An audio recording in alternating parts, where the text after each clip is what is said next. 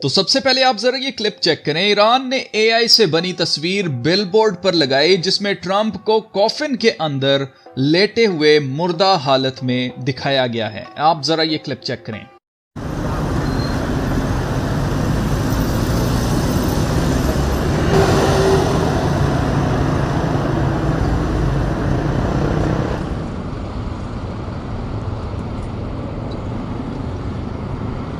तो बार बार ऐसा क्यों होता है? जो बातें मैं आपको न्यूज में आने से पहले बताता हूं वो कुछ टाइम के बाद न्यूज में आने लग जाती हैं। तो इसका जवाब मैं अभी थोड़ी देर में आपको बताता हूं, पर उससे पहले मैं आपको बताना चाहता हूं कि ईरान सिर्फ ट्रंप ही को कत्ल करने की प्लानिंग नहीं कर रहा, बल्कि फर्स्ट लेडी यानी मेलानिया ट्रंप भी ईरान के निशाने पर है। आप जरा ये न्यूज क्लिप चेक करें। Iran has released a video on how to kill Melania Trump, purporting to know advanced signs of her whereabouts and instructing operatives how to attack her. The video was published by the Tasman News Agency, which is affiliated with Iran's powerful Revolutionary Guard. It encourages what it calls global freedom fighters to assassinate the First Lady, listing several publicly known places where she likes to shop. It suggests operatives poison the clothes inside the stores with a nerve agent and warns the public bins along the route have been removed and manholes welded shut. The video claims to have information extracted from anonymous security networks and satellite images, but all of the information in it is publicly available. The White House is yet to comment on the video, but it's not the first time Iran has been behind a plot. US President Donald Trump has said he's Iran's top assassination target. And in March of this year, a Pakistani business owner described as an Iranian operative was convicted after travelling to the US with a plan to kill the president or another official. The hitman he met with, though, turned out to be law enforcement. तो आपने देखा कैसे पाकिस्तान का नाम भी Iranian plot में लिया जा रहा है। गो के इस पाकिस्तानी शख्स पर कोई जुर्म साबित नहीं हुआ, लेकिन अमेरिका अभी भी न्यूज में यही बता रहा है कि ईरान ने पाकिस्तानी बिजनेसमैन को पैसे दिए हैं ताकि वो ट्रंप को कत्ल कर दे।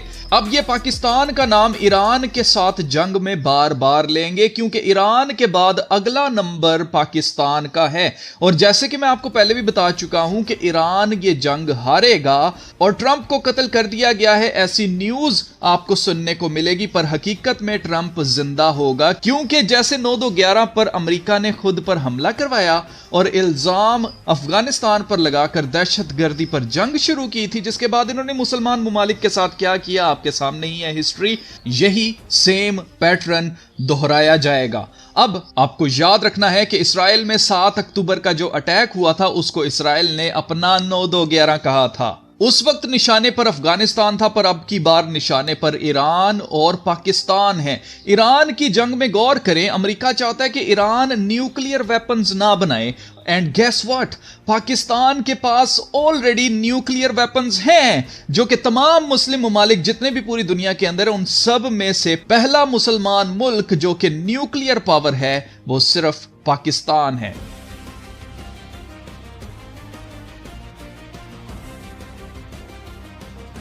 शायद आपको याद हो मैंने आपसे कहा था कि न्यूक्लियर वेपन की चोरी होने वाली है, और ये न्यूक्लियर वेपन कहीं और से नहीं बल्कि पाकिस्तान से चोरी होगा।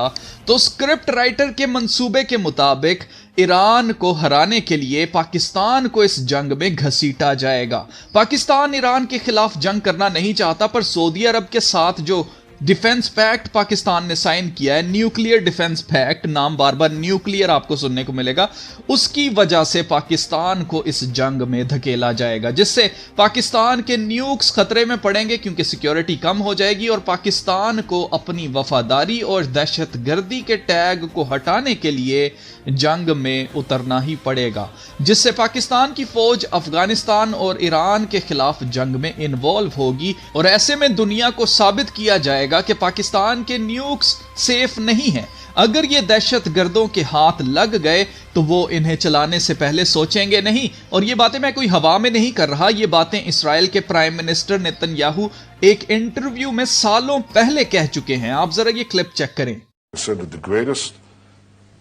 mission that we have is to prevent a militant Islamic regime from meeting up with nuclear weapons or from nuclear weapons meeting up with a militant Islamic regime. The first is called Iran, the second is called Pakistan. Because if these radical regimes have nuclear weapons, they will not obey the rules that have been obeyed in the last almost 7 decades. तो अजीजो, ये जो बातें मैं आपको बताता हूं ये कोई हवाई बातें नहीं होती हैं, बल्कि इनके पीछे मुकम्मल रिसर्च और खास तौर पर खुदा की मेहरबानी है जो खुदा ने मुझ पर की है।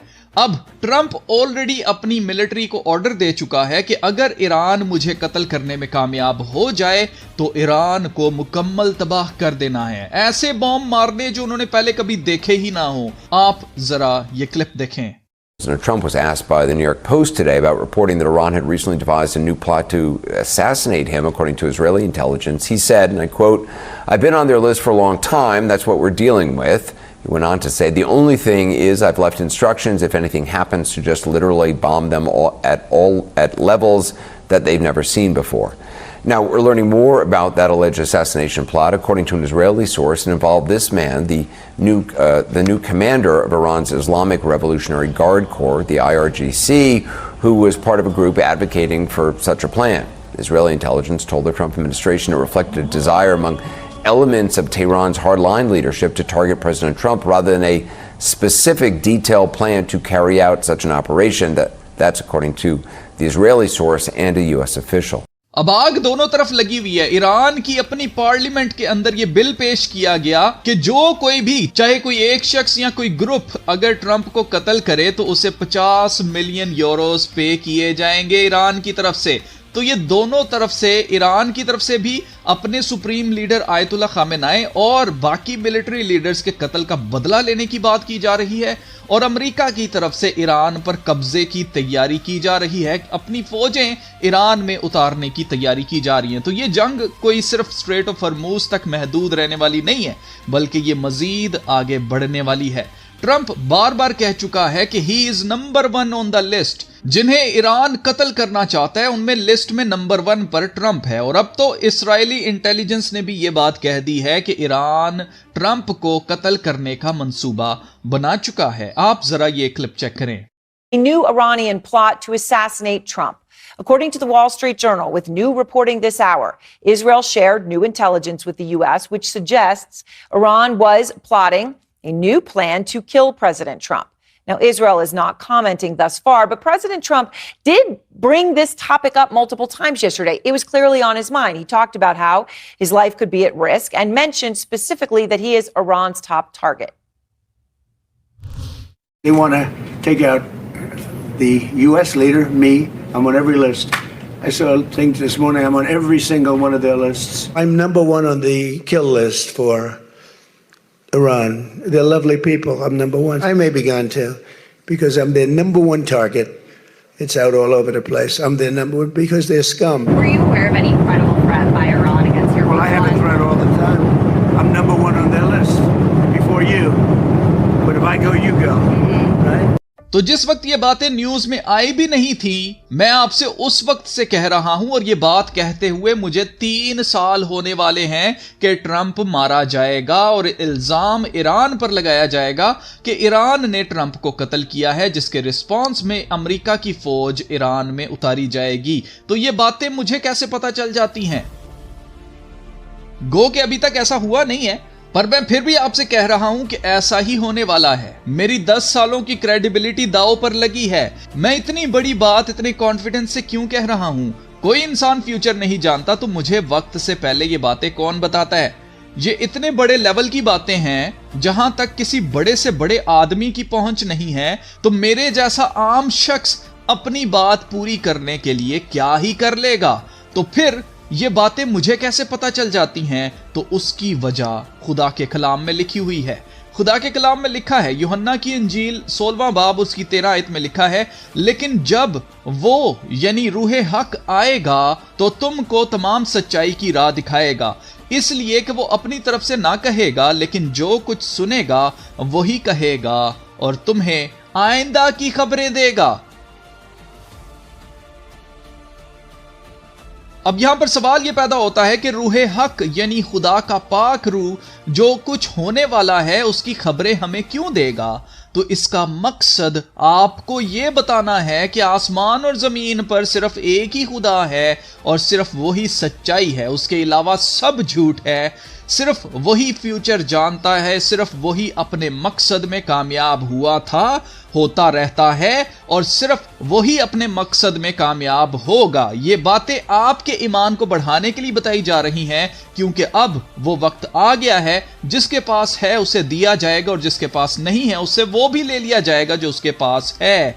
अब वो वक्त आ गया अजीजों, जिसके पास ईमान है और वो उस पर खड़ा रहता है तो उसका ईमान और बढ़ेगा। जिसके पास थोड़ा ईमान है और वो उस पर खड़ा नहीं रह सकता, उससे थोड़ा सा ईमान भी ले लिया जाएगा ताकि वो हलाक हो। इसलिए खुदा से दुआ करें कि खुदा हमारे ईमान को बढ़ाए। वक्त नजदीक है अजीजों, हमारी नजात का वक्त करीब आ गया। इसीलिए मैं कहता हूं कि जो यीशु मसीह को नहीं जानते वो जान लें इससे पहले कि नजात का दरवाजा बंद हो जाए।